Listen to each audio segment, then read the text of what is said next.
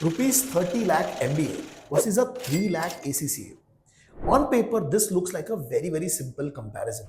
But does spending more actually gives you an opportunity to earn more? Not necessarily. Same student, same starting point, but one is choosing ACCA exam and the other is choosing MBA finance exam. A few years down the line, their career path can look very different. So instead of just guessing, let's break this down properly and see which option actually gives you a better return on your investment. Hi guys, this is Ganesh Naik. I'm founder of Fintelligents, where we train students for professional courses like ACCA, CFA, FRM, and many more. Now the reality is, ACCA and MBA Finance are not direct alternatives. One is a professional qualification, the other is a degree program. They lead to a very different career path, different salary structure, and even very different return on investment. So in this video, I'll try to break it down across the most important factors for you, such as what is going to be the cost, time, salary, opportunity, and also the ROI on your investment. Let's start with the most important question and a factor: investment. MBA finance, especially from a very good college, is very expensive. If you're targeting a top tier institute in India, the fee can easily go from 10 lakh rupees to 25 lakh rupees, sometimes even much more. And that's just the tuition fee. And living expense and other expenses, when you add, the total investment can go very high.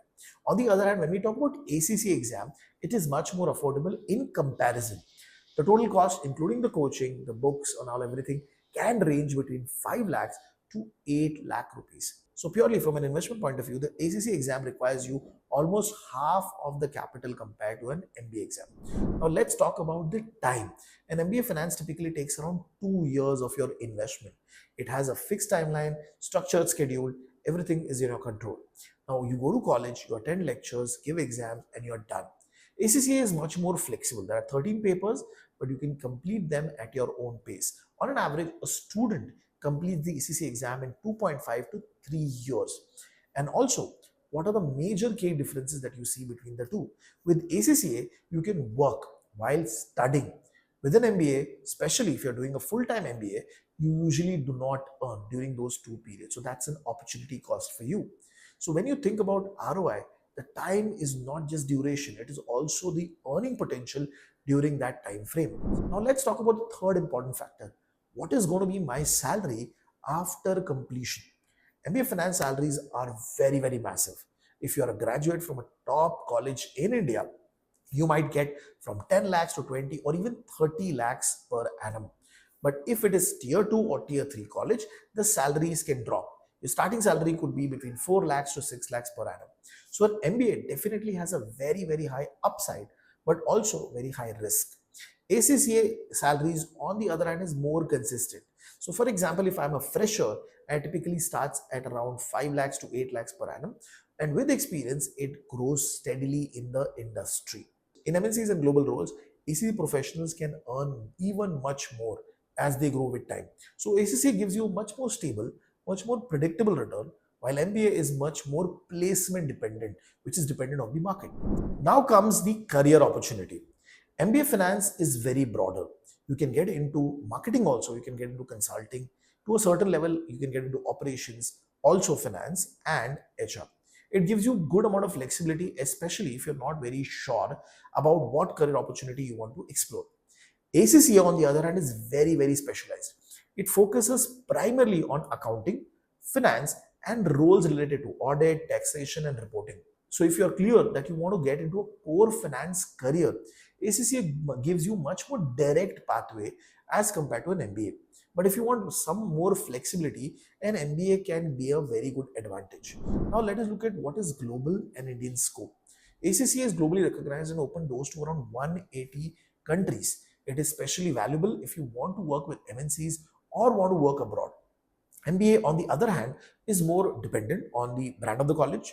A top tier MBA has a very good value, but it is very difficult for you to get into that college. An average college might carry the same weightage internationally. So in terms of global mobility, obviously ACCA gives you a slightly clear edge. And finally, let's answer this very big question. Which certification or which degree gives me a better ROI? If you spend 20 lakhs on an MBA and gets a 5 to 6 lakh rupee job, the ROI honestly is not great. And it will take years just to recover your investment that you have done. But if you crack into a top MBA college and lands a high paying job, the ROI can be very, very good, even excellent. ACCA, on the other hand, has a lower investment, steady growth, even lower risk. You can recover your costs faster and even start earning earlier. So here is a simple way to decide. If you get into the top MBA college and if you're ready to take that risk, MBA finance can give you a higher upside. But if you want a cost effective, more stable, more globally recognized finance career, ACCA offers a much better and safe ROI for you. And also, a pro tip from my side, you don't always have to choose one. Some students do ACCA first and then working, and then they also do an MBA to move into the leadership role. That way, you combine technical expertise with the managerial skills also. I hope this video gives you a real clarity, not just confusion. If you're still unsure about which path is right for you, feel free to reach us on Fintelligents number. Also, if you have any questions, you can put it in the comment section. We'll help you out to make the right decision based on your goals. And if you found this helpful, don't forget to share it with your friends who are confused about making career in finance or confused between ACCA and MBA. See you in the next video.